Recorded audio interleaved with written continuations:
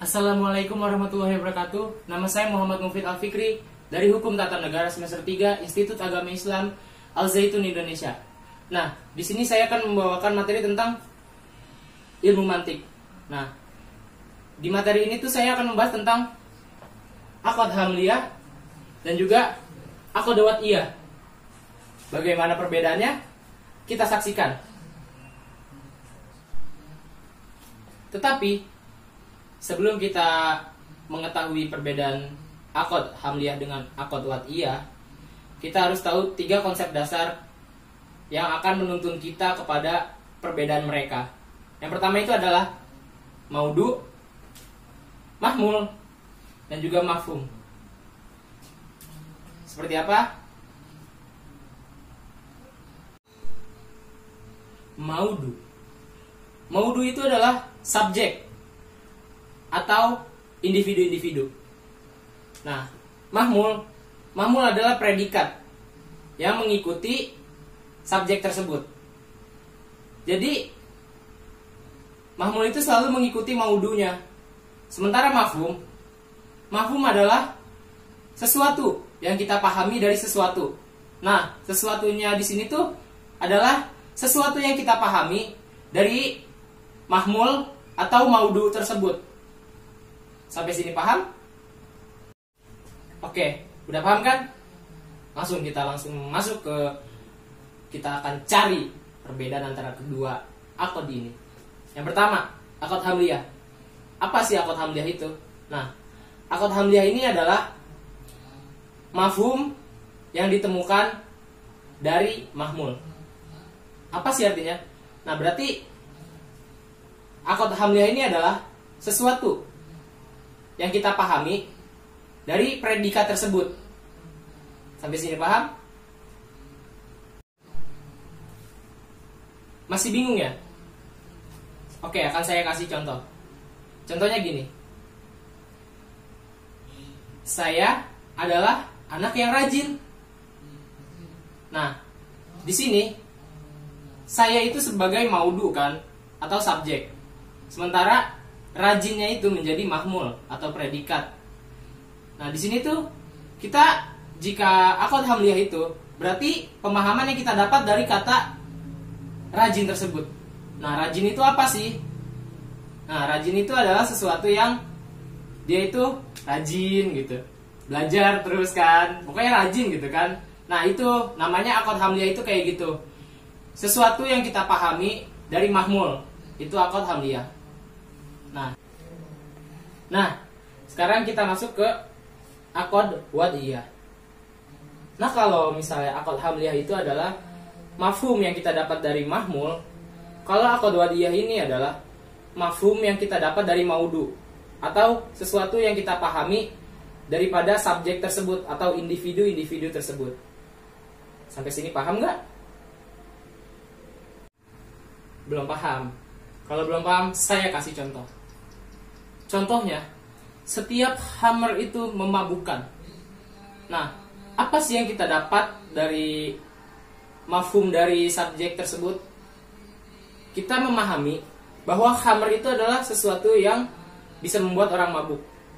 Nah, dari khamr ini sendiri itu bisa kita definisikan sebagai whisky, vodka, dan lain-lain, atau minuman-minuman yang beralkohol. Sampai sini paham? Tapi bukan hanya itu. Di aqd wad'iyah ini ada 3 mafhum maudunya. Yang pertama, mafhum maudunya itu menjelaskan esensi sepenuhnya daripada individu-individu tersebut. Seperti yang saya contohkan tadi, khamr. Khamr itu jika dinisbatkan kepada minuman-minuman yang sangat memabukkan kan. Contohnya whisky, vodka, dan lain-lain yang memabukkan. Nah, di sini tuh sangat jelas bahwa khamr ini adalah minuman yang memabukkan. Menjelaskan esensinya. Esensi khamr tersebut yang memabukkan. Nah, yang kedua, menjelaskan esensi dari setengah daripada esensi individunya.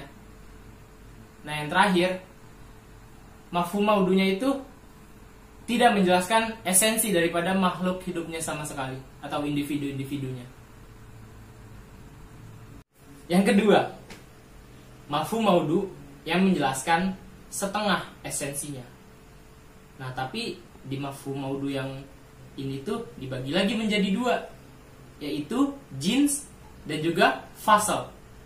Apa itu jins dan juga fasal? Mari kita simak liputannya.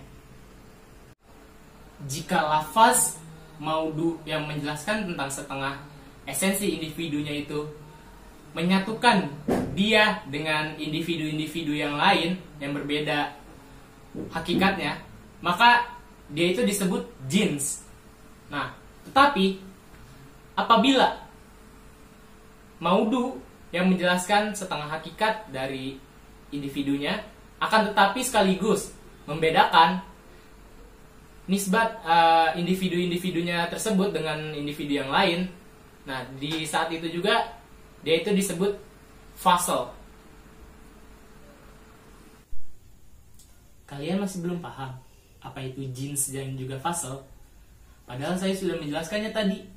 Ya sudah, saya kasih contohnya. Untuk contoh yang mafhum maudhu yang jins ini, saya akan kasih contoh begini. Setiap hewan itu sensitif. Nah, di sini kata hewan itu menyambungkan banyak individu-individu yang berbeda hakikatnya, seperti singa, manusia, burung, kucing, dan hewan-hewan lainnya. Semuanya tergabung dalam kata hewan tersebut. Sampai sini paham? Paham. Nah, untuk fasal sendiri kan membedakan daripada dia dengan individu-individu yang lain. Contohnya saya kasih gini. Setiap yang berpikir itu adalah manusia. Nah, kata manusia di sini itu kan dia itu termasuk hewan. Tetapi apa sih yang membedakan dia daripada hewan-hewan tersebut? Itu cara berpikirnya. Nah, di sini tuh sang manusianya itu tidak mendefinisikan esensinya seutuhnya, tapi hanya setengahnya saja. Yang ketiga, mafhum maudhu yang tidak menjelaskan esensinya sama sekali. Yang tidak menjelaskan esensi individunya sama sekali, melainkan aksiden yang mengikutinya. Nah, di sini tuh dibagi menjadi dua juga. Yang pertama, jika aksiden tersebut menjadi kekhususan, maka disebut khasas. Jika aksiden tersebut tidak memiliki kekhususan, maka disebut arad am. Nah, untuk mafhum yang menjadi kekhususan ini, saya ambil contohnya. Setiap manusia itu tertawa, hahaha. Nah, di sini tuh kata tertawanya itu menjadi kekhususan karena tidak ada makhluk hidup lain yang tertawa selain manusia. Hahaha. Nah, untuk yang ketidakhususan atau disebut arad am, saya ambil contoh begini. Setiap yang bernafas itu adalah hewan. Kenapa tidak khusus? Karena semua hewan itu makhluk hidup dan semua makhluk hidup itu bernafas. Ya, karena itu bernafas ini tidak memiliki kekhususan sama sekali. Oke. Jadi, apa yang kesimpulan yang kita dapat dari penjelasan saya tadi? Yang pertama, perbedaan antara aqd hamliyah dengan aqd wad'iyah. Yang pertama adalah aqd hamliyah, yaitu kita mendapatkan mafhum dari mafhumul ya. Sementara aqd wad'iyah itu adalah mendapatkan mafhum daripada maudhunya atau subjeknya. Nah, lalu di aqd wad'iyah sendiri dibagi menjadi tiga, yaitu mafhum maudhu yang menjelaskan esensi seutuhnya daripada individu tersebut. Yang kedua, mafhum maudhu yang menjelaskan setengah esensi daripada individu tersebut. Dan yang ketiga, mafhum maudhu yang tidak menjelaskan esensi individu tersebut sama sekali, melainkan aksiden yang mengikutinya.